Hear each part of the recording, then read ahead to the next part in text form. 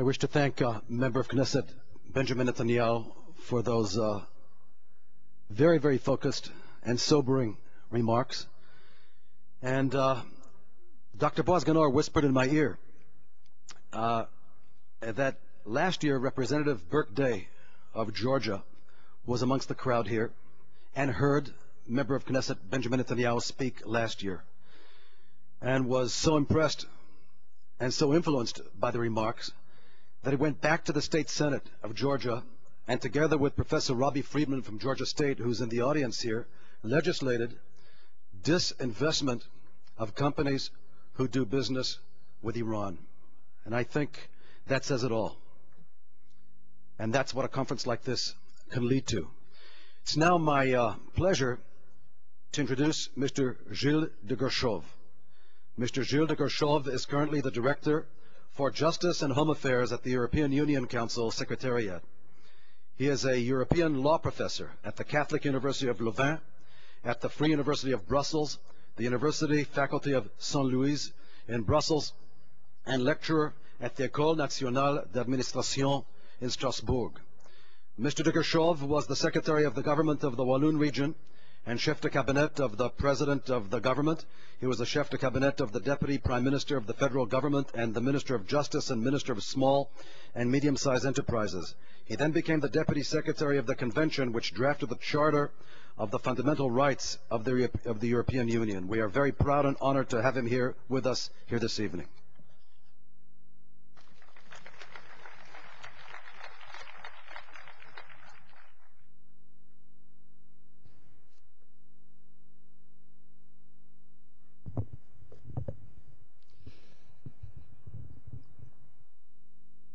Mrs. the Mayor of Herzliya, Mr. Netanyahu, Member of Knesset, all the members of the panel, ladies and gentlemen. I was really delighted to have been invited to Israel to attend this conference, and I am all the more privileged to have been asked to make an opening speech. Delighted, but I must confess, Mr. Netanyahu, a bit scared, because you are a very impressive speaker, a very eloquent one. And as a representative of a middle-sized Saturn,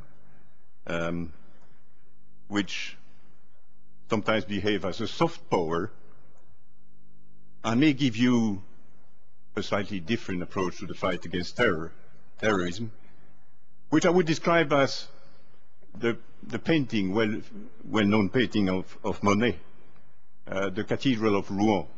You have the view of Rouen at 9 o'clock in the morning and the view of 10 o'clock. We'll see which one I will give you. The Herzliya conference have established a very enviable reputation. You were mentioned some days ago in New York by your ambassador in the General Assembly when we were reviewing the progress of the global strategy against terrorism. The ICT is a leading force in international academic studies on counter-terrorism. And it's not academic study for its own sake. It provides a solid basis for getting the right answers to one of the greatest threats facing the world. Indeed, the European security strategy endorsed by the European Council and proposed by my boss, Javier Solana, put terrorism as first of the key threats facing the European Union and the world. Your kind invitation to me to be here tonight shows that the work at Herzliya has not only depth, but also breadth. The international contact, which I'm eager to have, give to the work a multinational dimension which is so essential in the combat against terrorism. The right people at the right place. This is indeed a campaign in which we are all engaged together and in which we have all valuable lessons to share. What I wanted to do this evening, shortly, is first to give you our assessment of the threat, then turn shortly on what the European Union has done so far to counter it, and finally some views on the essential condition for a long-term victory by our democratic society. The threat. Within only the last few months, there have been major terrorist attacks in India, in Pakistan, Afghanistan, Iraq, Turkey, and Algeria. At least 300 people have died in this attack, including 10 French soldiers killed in an ambush in Afghanistan in August. Diplomatic missions have been attacked in Istanbul and Kabul. Sectarian attacks have continued in Iraq, and the security forces have been a direct target, for example, in Algeria, where 43 police recruits were killed. This is not meant to be an exhaustive list, but it just shows that the threat is both widespread and diverse.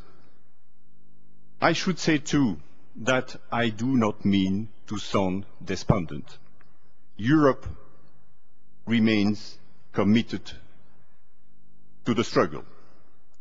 We have achieved our own successes, and there is much which Europe can do and is doing, and I'll try to show that later. Against the backdrop of these events, it is clear that the threat of terrorism in Europe and to European interests remain very high. We have seen very recent evidence of terrorist activities in Europe. Just to mention the recent arrest in Bologna of a cell with Northern African. We've had last year a plot foiled in Germany, in Spain, in Denmark. However, simply to say that the threat remains high is to ignore its multidimensional nature. The threat is also changing and evolving. For the foreseeable future, Al-Qaeda will continue to dominate the international terrorist landscape with a core operation hidden somewhere between Afghanistan and Pakistan. However, Al-Qaeda as an organization is facing its own challenges and is having an increasing lack of success in meeting them. This is particularly visible in Iraq, where the security tide appears to be turning against it. Al-Qaeda is also being challenged on ideological grounds by a number of leading Islamic authorities, and its tactics seems to be less and less in tune with public opinion, at least in significant part of the Muslim world. However, while Al-Qaeda may be getting less successful as an organization, it remains more successful as an idea. To borrow the well-known concept from the business world, Al-Qaeda is now a brand which attracts disaffected people across the world who see in its name a banner under which they can unite. For example, radical elements in Northern Africa have regrouped to form Al-Qaeda in the Islamic Maghreb. Even if the core of Al-Qaeda is getting more restricted in its ability to act as an organization, it retains its vital power to communicate, and one must recognize that Al-Qaeda core has developed a very effective media communication strategy. It seems that the leadership is more and more content to provide general strategic guidance and allow others to work under his umbrella in whatever ways they choose to support the overall aim of causing terror. It only needs an occasional success carrying an Al-Qaeda label for the name to maintain itself in the public consciousness as something that causes fear just in itself. The very lack of a formal organizational structure makes thus it difficult to track what is really going on. Within the European Union, we face the fact that not only are we a target of terrorism, but people within Europe are responding to the messages and looking for ways to take action themselves. Often, these are people who have converted to Islam or who are otherwise torn between two cultures and find Al-Qaeda apparently easy answers to the problem they see in the world. Recent studies have shown that many new adherents to Al-Qaeda-linked organizations are not primarily motivated by any detailed religious justification, but that using its name as a convenient label to express grievances which they want to dramatize. What is then the EU response? In Europe, member states remain the prime responsible for providing security. Therefore, what the European Union can do, which is not a federal state yet, is to provide support to help all member states to be more efficient.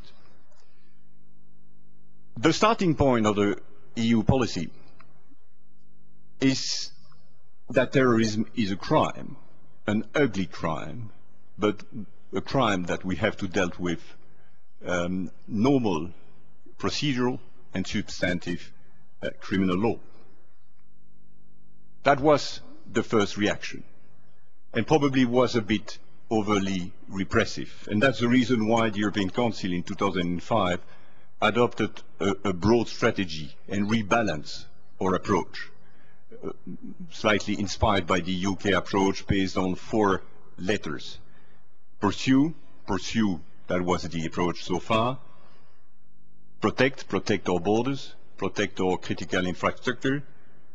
Response to a major attack. And prevent. Let me quickly give you some examples of the most recent and the most emblematic measures taken by the European Union under these 4 strands. The first and most obvious one, pursue the author of terrorism. We have recently extended the definition of terrorism. The European Union managed to define terrorism in 2002 after 9/11. That was a challenge, and so far the UN has not managed to reach that point and define in legal terms what terrorism means.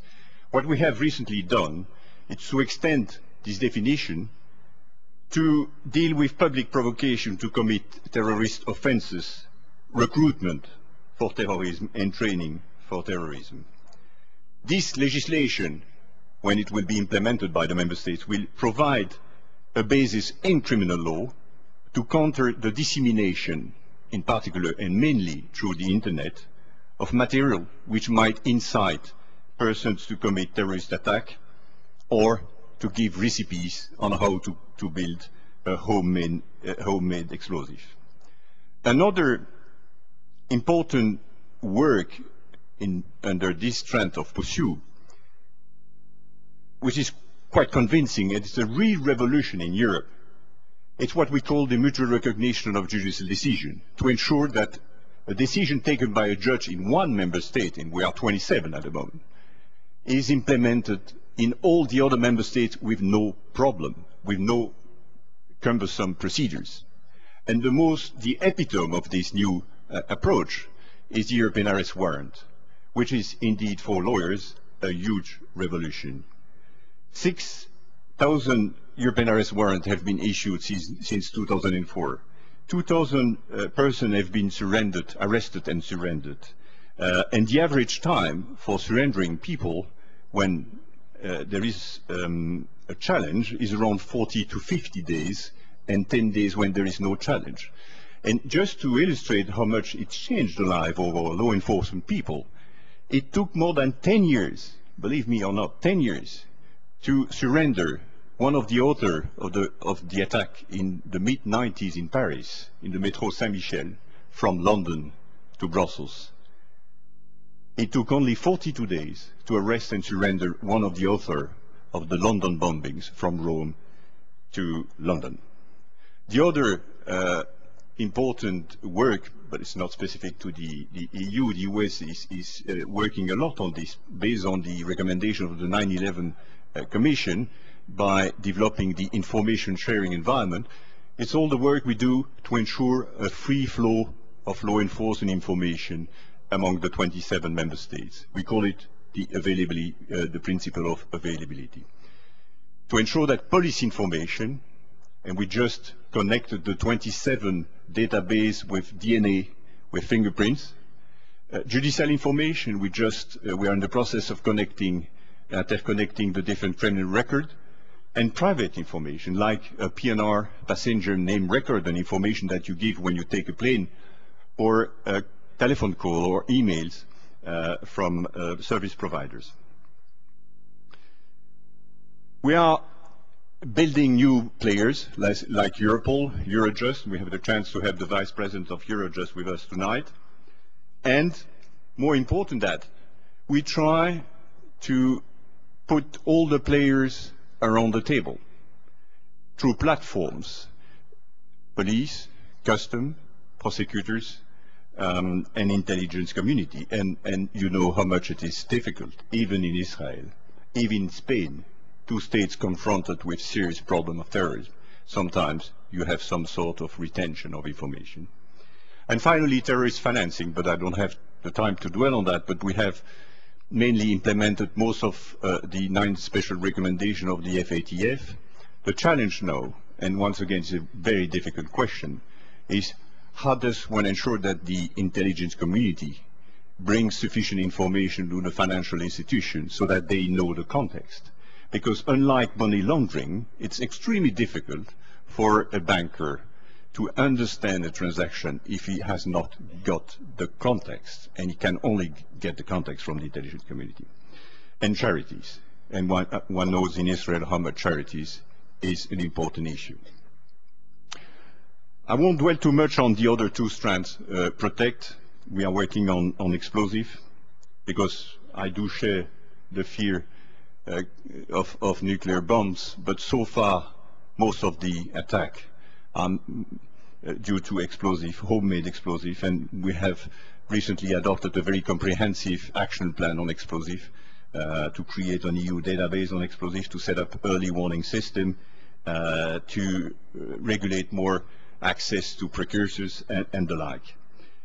Where we have worked a lot these recent years is, of course, in beefing up the control at the borders. You know that the 22 out of the 27 member states have lifted internal border control, and we have therefore designed flanking measures, which means beefing up the control at the borders, creating a huge database, the visa information system, which is the biggest database in the world, with all the visa granted, the visa refused. We will do the same for a sort of entry-exit system, which will allow us to measure people overstaying in the European Union. We put, of course, but we are not alone on that, a lot of biometrics in travel documents, and we are creating a new players, Frontex, which together with Europol and Eurojust increase security in Europe. We are working a lot on the threat of chemical, biological, radiological and nuclear risk to prevent state and not state actor to get access to them. And we are trying to beef up the response by member states in case of a very important incident. But the greatest challenge, intellectual challenge, and probably one that we have come to too late, the Madrid bombings, shoe bomber, the murder of Theo van Gogh, were like wake-up call, is to try to prevent terrorism before it even starts. Homegrown terrorism in Europe. We are starting to get a better understanding of the process, and it's hopefully complicated to understand why someone gets radicalized. We know that we are faced with the propagation of extremist views of the world, propaganda, which distorts conflicts around the world as a supposed proof of a clash of civilization. And we need, therefore, to ensure that the voices of mainstream opinion prevail over those of extremists by engaging with civil society and faith groups that reject the idea put forward by terrorists and extremists to incite violence.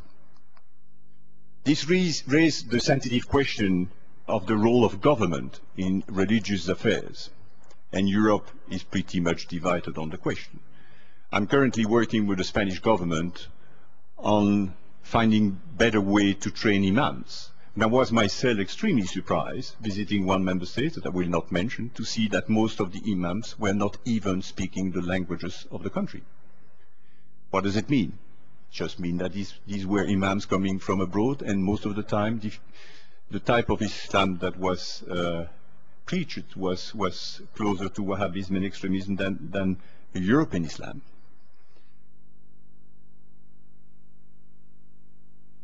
Another example of what we can do to prevent terrorism is to work on radicalization in prison. We know that prison is one of the most efficient incubators of radicalization. 3 of our member states are currently working on it and are drafting a handbook to find the best solution to deal with it. We are currently very active on another incubator, Internet, which is a virtual training camp, which is the best way to raise money, to communicate, and to incite to violence. We try to develop community policing. It's extremely important too to train our police officers in the street so that they can detect as early as possible any forms of radicalization, and therefore work with local authorities so that we can launch projects with social workers, parents, schools, to bring people back on the right direction. And finally, we have to look at how to ensure that our communication, or media communication, be part of the solution and not become part of the problem. We should avoid to cause collateral emotional damages to people who can feel their personal beliefs are being attacked. It is therefore very important to use the most accurate terms to describe what we mean. What am I talking about this evening? So far, I was describing it like Islamist extremist terrorism.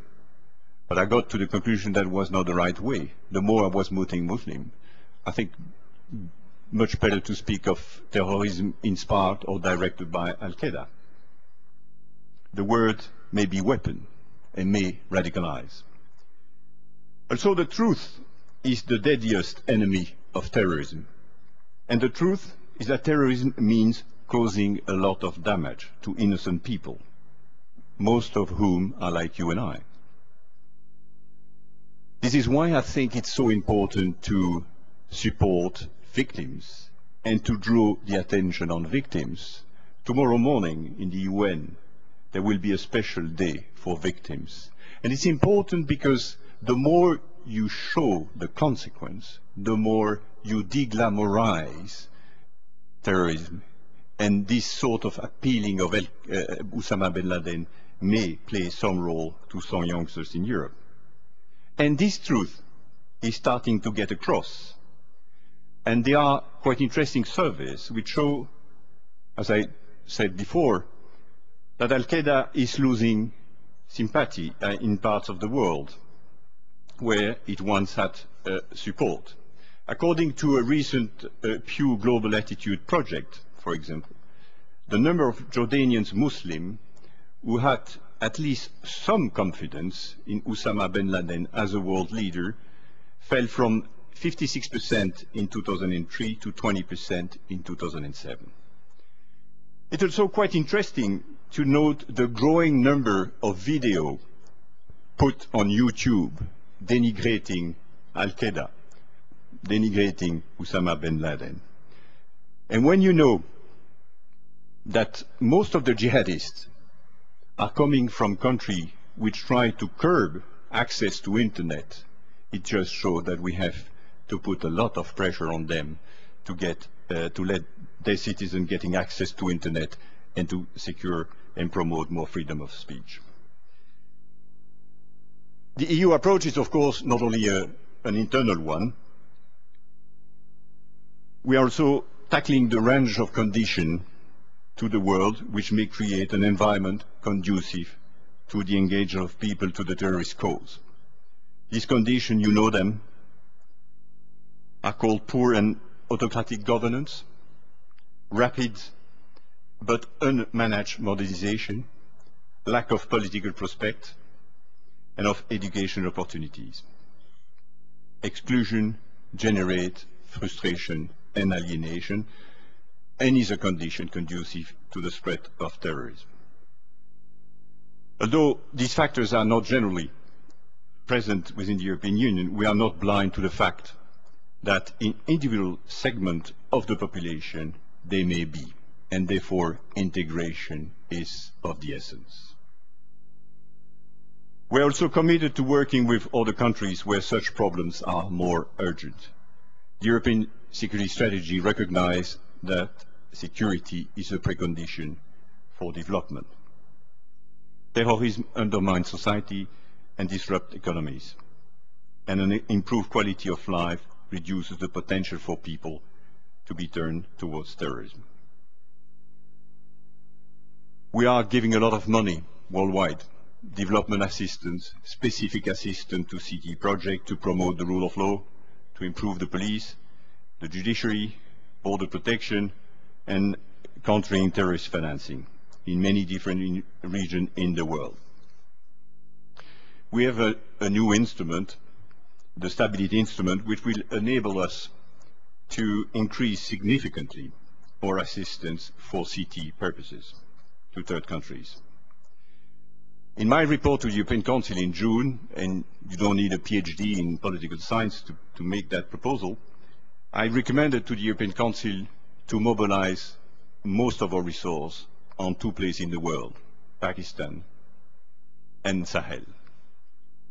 And that was endorsed by the European Council, and we will mobilize this new fund to that end.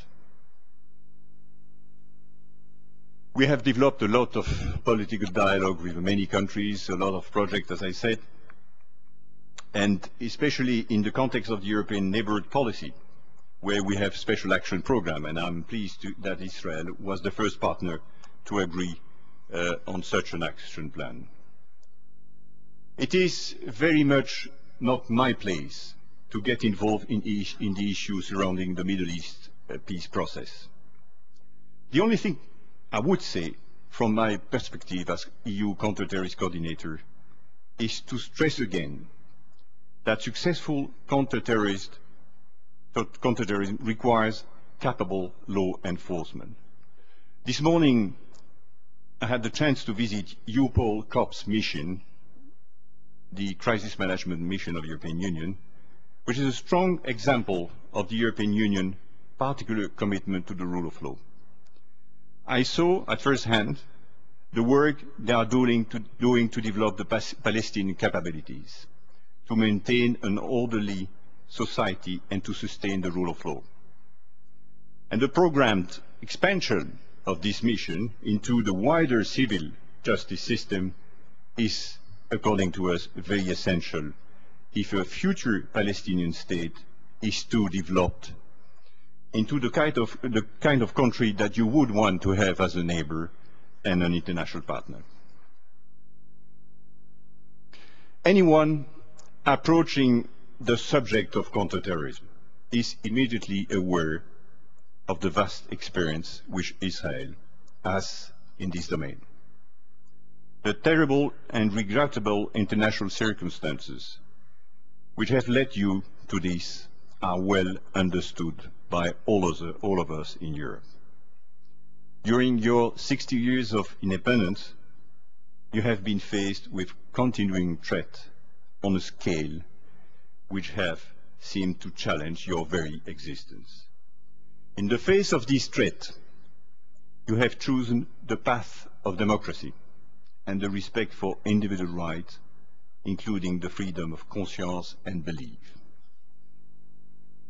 We, Europeans, believe that effective counterterrorism and the protection require the protection of human rights, and that counterterrorism and human rights are not conflicting but complementary and mutually reinforced goals. No terrorist act can ever undermine our common belief in human rights and democratic values. We are clear that any measure we undertake to prevent and combat terrorism must comply with our obligation under international law, and it covers, we know, international human rights, international refugee law, and international humanitarian law. European countries have a long and sometimes difficult history in tackling terrorism. But I'm really convinced that one very important lesson that we in Europe have learned from this difficult history is that any lapse, any departure from human rights, in the long term, weakens you. Not only is respecting human rights a moral or a legal obligation, it is also a practical necessity. I've seen recently a study where would-be suicide bombers, which didn't succeed, were interviewed. And on top of the reason they mentioned, most of the time, violation of human rights was mentioned. In order to counter terrorism, we need to unite internationally, especially with the Muslim world, on the basis of common values, as the right to human dignity and physical integrity, the rule of law, the right of a fair trial, and the presumption of innocence. By upholding this value, even against the most extreme provocation, we prove that we mean what we say when we say that human rights are fundamental rights of all. To weaken in this resolve is to fall into the trap terrorists have set up for us. Of course, you do need a lecture from me in Israel about the dilemma which this poses. You have more experience of them here than anywhere. But the point is so fundamental for us in Europe that I must repeat on the record our total commitment to the strict observance of human rights obligations. Even in the most extreme situation where the use of military forces is fully justified, we must ensure that it is done in accordance with the standards which the civilized world has set itself following the bitter experience of our history.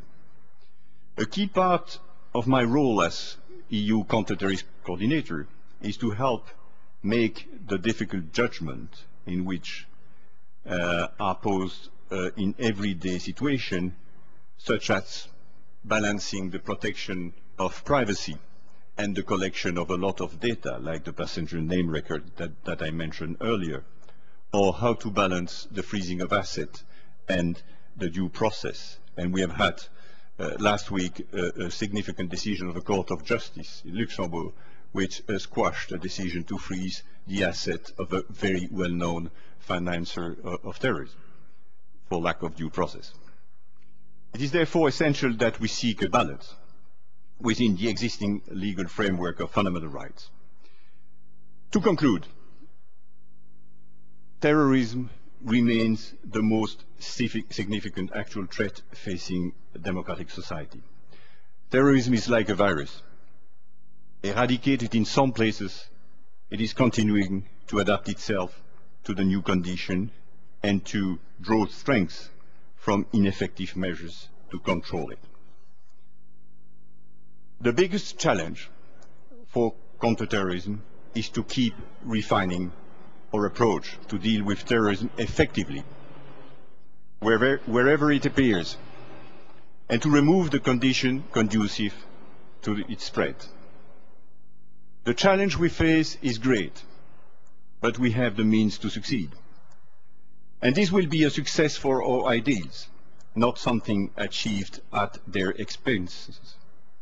In order to prevail, we need to work across national boundaries, that was said at the outset of this conference, as effectively as the terrorists have shown that they are able to do. What we are doing within Europe and with our international partners show how this can succeed. I thank you very much for your kind attention.